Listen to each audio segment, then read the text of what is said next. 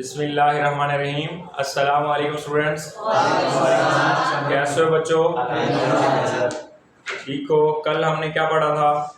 Dynamic equilibrium. और आज हमने जो टॉपिक पढ़ना है बेटा वो है लॉ ऑफ मास एक्शन। क्या है बेटा?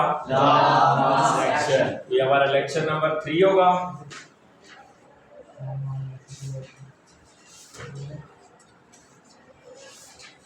चैप्टर नंबर 9 है और लेक्चर नंबर 3 है। और इसमें हम जो पढ़ रहे हैं वो है basically law of mass action. क्या टॉपिक है बेटा? ये एक नजर आ रहा है लॉ का मतलब क्या होता है? कानून। यानी कि ये कोई मास है, उससे रिलेटेड कोई कानून है। ठीक है, इसको सबसे पहले तो ये देखते हैं कि हिस्ट्री में किसने और कब पेश किया था। ये एमसीक्यू में भी पूछा जाता है और वैसे भी हिस्टोरिकली वे से आपको पता होना चाहिए। तो बेटा इसको 1869 में गोल्डबर्ग और वेग ने पेश किया था। साइंटिस्ट के नाम क्या है? गोल्डबर्ग और वेग। कब पेश किया था? 1869 में। अब इसकी तारीफ करते हैं, यानी कि इसको समझने की कोशिश करते हैं कि लॉ ऑफ मास एक्शन कहता क्या है। लेकिन इसकी जो तारीफ है वो हम खुद ब खुद सीख जाएंगे। पहले हम ये कर रहे हैं कि हम एक इक्वेशन मसावात को लेके चल रहे हैं और जब मसावात को एंड करेंगे तो हमें इसकी तारीफ खुद ब खुद क्लियर हो जाएगी। ठीक है, तो हम पहले एक मिसाल लेते हैं कि हमारे पास एक रिएक्टेंट है ए और एक रिएक्टेंट है बी। ये आपस में रिएक्ट कर रहे हैं और बना रहे हैं सी और डी। इसमें वाज़ेह है कि जो ए और बी हैं ये रिएक्टेंट हैं और मिलके सी और डी बना रहे हैं जब रिएक्शन फॉरवर्ड होता है। और जब रिएक्शन रिवर्स होता है तो सी और डी किस में आ जाते हैं? ए और बी में। अब यहाँ पे जो रिएक्शन है वो दो हैं, एक फॉरवर्ड और एक रिवर्स। हम इन दोनों का अलग अलग रेट देखते हैं। कल हमने इनको देखा था ना, एक फॉरवर्ड रिएक्शन होता है और दूसरा क्या होता है? रिवर्स। आज हम इनका रेट देखने लगे हैं। मैं यहाँ पे लिखने लगा हूं फॉरवर्ड रिएक्शन का रेट। फॉरवर्ड रिएक्शन का रेट।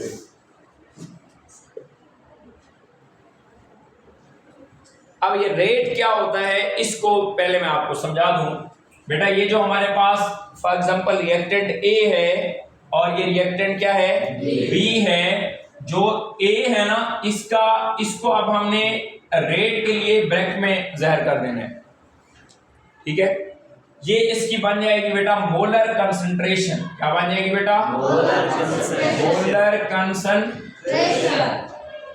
इसको हम एक्टिव मास भी कहते हैं। इसको हम अब ये हमारे पास इसकी एक एक्सप्रेशन बन जाएगी। ये जो इसकी एक्सप्रेशन है ये इसके रेट के डायरेक्टली प्रोपोर्शनल है। ये बात समझें, यानी कि जो फॉरवर्ड रिएक्शन का रेट है ना, मिसाल के तौर पर रेट ऑफ फॉरवर्ड रिएक्शन, जिसको हम आरएफ लिख देते हैं, ये बेटा डायरेक्टली प्रोपोर्शनल है molar concentration of their reactant. A भी मोलर कंसंट्रेशन है, ये ए की, और ये किसकी मोलर कंसंट्रेशन है? बी की। तो याद रहे बेटा कि जो लॉ ऑफ मास एक्शन है ना, सिंपली वो ये कहता है कि किसी भी रिएक्शन, मैंने कहा कि अभी हम थोड़ा सा स्टार्ट लेंगे तो खुद ब खुद हमें तारीफ क्लियर हो जाएगी। लॉ ऑफ मास एक्शन की तारीफ क्या है? सादा और एक लाइन में हम यूं लिखेंगे कि किसी इशिया के रिएक्ट करने का रेट, किसी इशिया के रिएक्ट करने का रेट उसके एक्टिव मासेस के डायरेक्टली प्रोपोर्शनल होता है।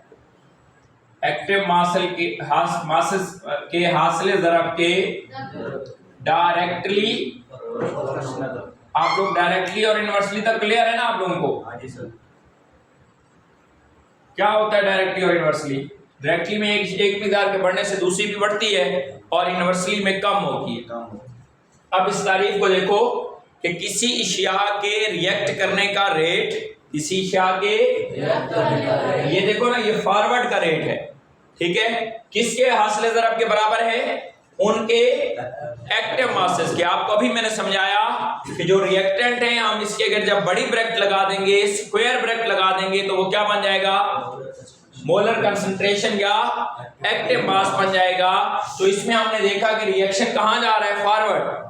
फॉरवर्ड में कौन सी दो चीजें हैं, ए और बी के दरमियान अब हमने जमा नहीं लगाया, क्योंकि मैंने तारीफ के अंदर एक लफ्ज लिखा है हासिल ज़रब। हासिल ज़रब में एक दूसरे के साथ चीजें क्या होती हैं, ज़रब होती हैं, इसलिए निशान नहीं लगाएंगे। ए ज़रब लिखा हुआ नहीं है ज़रब, लेकिन ज़रब लगी हुई है।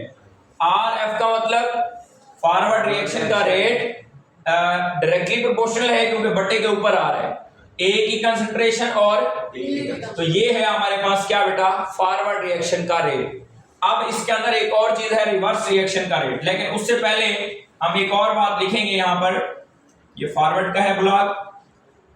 इसको मजीद आपको पता है कि रियाजी के अंदर हमने प्रोपोर्शन को खत्म करने के लिए कांस्टेंट लगाना है, तो आर एफ बराबर आ जाएगा बेटा K F into A into B. बस अब हम आते हैं दूसरे रिएक्शन पर, रिवर्स रिएक्शन का rate. Rate of reverse reaction will directly proportional to C into D. अब क्या लिखेंगे, rate of reverse reaction will equal to constant of reverse reaction, ये के एफ क्या है, constant of forward reaction, C into D. कल के lecture में आपको याद होगा हमने पढ़ा था कि डायनामिक इक्विलिब्रियम में क्या होता है, फॉरवर्ड रिएक्शन का रेट बराबर होता है रिवर्स रिएक्शन। तो हम यहां पे लिखेंगे कि डायनामिक इक्विलिब्रियम के मुताबिक, डायनामिक इक्विलिब्रियम के मुताबिक क्या होगा बेटा, फॉरवर्ड रिएक्शन का रेट बराबर होगा, ये देखो, rate of forward reaction will equal to rate of reverse reaction. अब रेट ऑफ फॉरवर्ड की जगह पे आपने ये वैल्यू पुट करनी है, ये वाली, और रेट ऑफ रिवर्स की जगह पे ये वाली वैल्यू पुट करनी है। करने लगे हैं जी, बिल्कुल आसान है बेटा। K F into A into B will equal to K R into C into D. Math में ये कोशिश होती है कि एक जैसी वैल्यूज को अलग कर लें, इसलिए मैं दोनों कांस्टेंट को अलग करने लगा हूं, K F over K F over K R will equal to C into D over A into, ये सी डी ऊपर क्यों चला गया, क्योंकि मैथ के रूल के अकॉर्डिंग अगर हमने के आर को यहाँ पे ये जरा हो रहा तो यहाँ पे आके और यहाँ पे ये बटे के ऊपर है, इसलिए हम ऊपर ही लिखेंगे, और ये वाला यहाँ पे जरा हो रहा है, यहाँ पे आके क्या होगा, तकसीम होगा। ये एक सादा सा मैथ का असूल है। तो अब हमने के एफ और के आर को अलग कर लिया और मोलर कंसंट्रेशन को, यानी कि दूसरे लफ्जों में कांस्टेंट को अलग कर लिया और मोलर कंसंट्रेशन को। अब के एफ और जो के आर हैं, दरअसल ये इक्विलिब्रियम में कांस्टेंट लिए गए हैं, किसमें लिए गए हैं, तो हम इसको यूं शार्ट करेंगे, के सी, के एफ और के आर किसके बराबर हो जाएगा, के सी का मतलब इक्विलिब्रियम कांस्टेंट है। के सी का मतलब क्या है बेटा, इक्विलिब्रियम कांस्टेंट। अच्छा, जिस 9 में आपने बॉयल और चार्ल्स के लिए कांस्टेंट लिए थे। अच्छा, के सी किसके बराबर होगा बेटा, C into D divided by A into D. अब ये सिंपल हमारे पास क्या निकल आया बेटा, के सी की वैल्यू निकल आई। किसकी वैल्यू निकल आई, इसमें हमें ये बात मालूम हुई कि के सी के अंदर प्रोडक्ट्स जो हैं वो बटे के ऊपर आ रहे हैं और रिएक्टेंट्स बटे के नीचे आ रहे हैं। इसका मतलब ये हुआ कि के सी की तारीफ अगर हमने करनी हो, ये हमारा कल का लेक्चर अलग होगा, मैं यहाँ पे एक ही आपको गुर सिखा रहा हूं, और वो ये है कि जब भी किसी रिएक्शन की के सी लिखें, इक्वेशन की राइट साइड को ऊपर लिख दें ब्रैकेट में, और जमा भी नहीं करना, ज़रब करना है, और जो इक्वेशन की लेफ्ट साइड है उसको नीचे लिख दें, और उस दौरान भी क्या करें, ज़रब करनी है, जमा। बहुत सारे स्टूडेंट बताने के बावजूद पेपर में गलती करते हैं, ज़रब की बजाय चूंकि ऊपर जमा लिखा होता है तो यहाँ पे भी वो जमा लगा देते हैं, तो चेक करने वाला पहले ही क्रॉस कर देते हैं। तो इस बात का ख्याल रखना चाहिए। तो जो के सी लिखते हुए हमने प्रोडक्ट को ऊपर लिखना है, रिएक्टेंट को नीचे। और आपको प्रोडक्ट और रिएक्टेंट का पिछले लेक्चर्स के अंदर बार बार बताया जा रहा है कि आपने अपना लेफ्ट हैंड, जो इक्वेशन की लेफ्ट हैंड साइड है वो क्या है बेटा, रिएक्टेंट, और जो राइट साइड है वो क्या है, रिएक्शन। कोई भी है, रिवर्सिबल है, इरिवर्सिबल है, जो राइट साइड पे है वो प्रोडक्ट और जो लेफ्ट पे है वो, और ये राइट लेफ्ट का कॉन्सेप्ट क्या है आपका अपने हाथ है। बोर्ड पे लिख रहे हैं, पेज पे लिख रहे हैं, जो आपके एरो के लेफ्ट साइड पे है वो रिएक्टेंट, जो एरो के राइट साइड पे है वो प्रोडक्ट। तो इसमें मेरे ख्याल में तो मुश्किल बात कोई नहीं है। अगर किसी भी इक्वेशन की कैसी लिखनी हो तो वो आसानी से हम लिख सकते हैं। मैं यहाँ पे आपको मिसाल देता हूं, जिस तरीके से H2, ये बोर्ड में विजिबल आ रही है बड़ा कुछ, H2 plus I2 will gives us 2HI। अब इसमें मुझे वकार बताएगा बेटा, इसमें रिएक्टेंट कौन कौन से हैं? H2 हाँ, I2 जमा नहीं बोलना, H2 और I2। अगर हमने इसकी कैसी लिखनी हो तो कैसे लिखेंगे? H2 की मोलर कंसंट्रेशन I2 की डिवाइडेड बाय। अब ये देखो ना, ये बात, इस 2 को कहां करना है हमने, इस बात को समझने के लिए समझ लें कि इसको हमने पावर बनाना होता है। क्या बनाना होता है? पावर। लेकिन ये पावर कैसे बनाएंगे, इसी को अभी हम पढ़ने लगे हैं, क्योंकि हमारे पास एक नया सवाल आया है कि सर इस 2 को हमने इसके साथ क्यों नहीं लिखा, हमने उसकी क्या बनाया है, पावर बनाया है। इस पावर को समझने के लिए हम एक और रिएक्शन लेने जा रहे हैं। ये वाला रिएक्शन क्लियर है आप लोगों को? अच्छा, इसी पे मैं दूसरा रिएक्शन आपको सुनाने लगा हूं कि हमारे पास है एक रिएक्शन, उसके अंदर जहां पे हमने कैपिटल लिखा था ना, अब हम स्मॉल लिख रहे हैं, स्मॉल ए, कैपिटल ए, बड़ी ए बी सी, छोटी ए बी सी, उसके बाद B B gives us C C और दोबारा लिखें, A B B C C. Clear ये बात? अच्छा, अब हमने एक नई जो चीज को पावर वाली है ना वो इधर समझ लेनी है, बिल्कुल समझ लें आसानी से। ये जो छोटी एबीसी लिखी हुई है आपके सामने, ये पावर बनने जा रही है। ये क्या बनने जा रही है? पावर। मैं बजाय ये सारा दोबारा लिखूं, आपने दोबारा सारा लिखना है। मैं उसको शॉर्टकट करके लिखने लगा हूं, K F, sorry R F, बल्कि सारा ही लिखना पड़ेगा, R F directly proportional to A की पावर ए। मैंने छोटी एबीसी को पावर बनाना है, उसके बाद बी की पावर बी।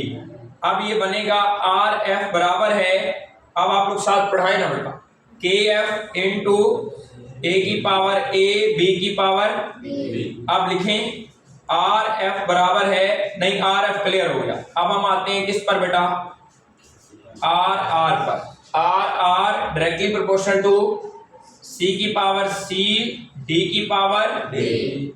अब बेटा R R will equal to K R into C की पावर सी डी की पावर डी। अब उसी तरह आर एफ और आर आर चूंकि आपस में क्या है, इक्वल है, इसलिए हम इनको भी क्या कर देंगे, एक दूसरे के इक्वल कर देंगे। कैसे लिखेंगे ये, बोलो बेटा, के एफ इंटू ए की पावर ए बी की पावर बराबर है के आर सी की पावर सी और डी की पावर। अब आगे चलते हैं, के एफ डिवाइडेड बाय के आर, ये देखो ना मैंने इनको अलग करने का बोला था आपको, बराबर है सी की पावर सी और डी की पावर डिवाइडेड बाय ए की पावर ए और बी की पावर बी। ये बात क्लियर है मेरे ख्याल में, सिवाय इसके कोई तब्दीली नहीं है। सिवाय इसके ये तब्दीली है कि इसमें हमने जो छोटी एबीसी ऐड की थी उसको क्या बना देनी है बेटा, पावर बना देनी है। क्या बना देनी है? पावर। इसके अलावा हमने कोई तब्दीली की है इसमें और इसमें? और जिस तरह ये के एफ और के आर किसके बराबर है, तो अब हम इसका भी केसी लिख लेते हैं। क्या आएगा, सी की पावर सी डी की पावर डी ए की पावर ए और बी की पावर। अब देखिए कोई भी फर्क नहीं है, सिर्फ एक ही फर्क है कि यहाँ पे जो छोटी एबीसी आई है उसको हमने क्या बनाया है, ये एक जनरल रिएक्शन है। ये क्या है बेटा, जनरल। बात को समझे हो, ये क्या है बेटा, जनरल। लेकिन हमने अपने इक्वेशन वाले रिएक्शन की तरफ जाना होगा तो उस दौरान सिर्फ एक ही बात समझ लें।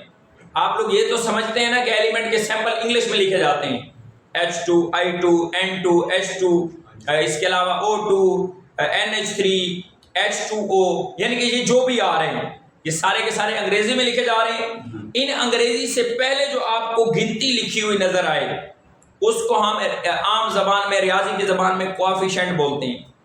ये देखो जो H2 में HI से पहले 2 लगा हुआ है ये कोएफिशिएंट है, कोएफिशिएंट अददी सर। इस अददी सर को सिर्फ आपने क्या बनाना है, पावर, बस, और कोई भी मसला नहीं। कोई भी क्वेश्चन आ जाए आपको केसी लिखने का मसला होना ही नहीं चाहिए, क्योंकि केसी मजीद कल हमने पूरे लेक्चर में पढ़ना भी है, लेकिन आज का लेक्चर चूंकि लॉ ऑफ मास सेक्शन था, लॉ ऑफ मास सेक्शन की सारा से ये तारीफ है कि किसी भी इशिया के रिएक्ट करने का रेट उनके एक्टिव मासेस के हासिले ज़रब के, चाहे वो फॉरवर्ड हैं चाहे वो रिवर्स हैं, और स्टेज आती है अगर डायनामिक है तो फॉरवर्ड और रिवर्स क्या हो जाते हैं, बराबर। और फिर बराबर करने के बाद उसको हमने केसी की वैल्यू के अंदर ले लेना है। आपका ये बेटा लॉ ऑफ मास सेक्शन वाला टॉपिक कंप्लीट हो जाएगा। लेकिन एक बात और याद रहे कि मैं आपको एक और रिएक्शन लिख के देता हूँ, ये विजिबल है बोर्ड में बेटा, आ रहा है नजर बोर्ड में। N2 + 3H2 will gives us 2NH3, ये एक इक्वेशन है। अब हम इसकी लिखने लगे हैं केसी। केसी लिखने के लिए तरीका आपको बता दिया है कि प्रोडक्ट को ऊपर और रिएक्टेंट को नीचे, लेकिन प्रोडक्ट की ये जो पहले गिनती आ रही है ना, पहले अद्दी सर वाली, इसको पावर बनाना है। क्या बनाएंगे, NH3 की पावर 2 डिवाइडेड बाय N2, इस 2 को नहीं पावर बनाना, इससे पहले जो होता है आपको पता है जहां पे कुछ नहीं होता 1 होता है, आगे क्या लिखेंगे, H2 की पावर कितनी लिखेंगे, मेरे ख्याल में समझ आ गया आपको। हाँ जी सर। यानी कि मुश्किल नहीं है, सिंपल सी बात है कि केसी लिखते हुए प्रोडक्ट को बटे के ऊपर रिएक्टेंट को बटे के, लेकिन अगर अद्दी सर आ जाए जहां पे नहीं आता, जरूरत नहीं है, एक को वैसे लिखा नहीं जाता, अगर कोई अद्दी सर आ जाए तो उसको क्या बनाना है।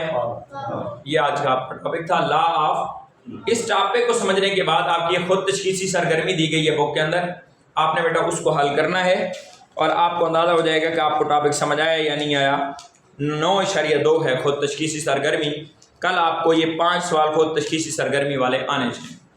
ठीक है बेटा, आज के लेक्चर में हमने इतना पढ़ा, कल इंशाल्लाह हम इक्विलिब्रियम कांस्टेंट और उसकी अहमियत को पढ़ेंगे।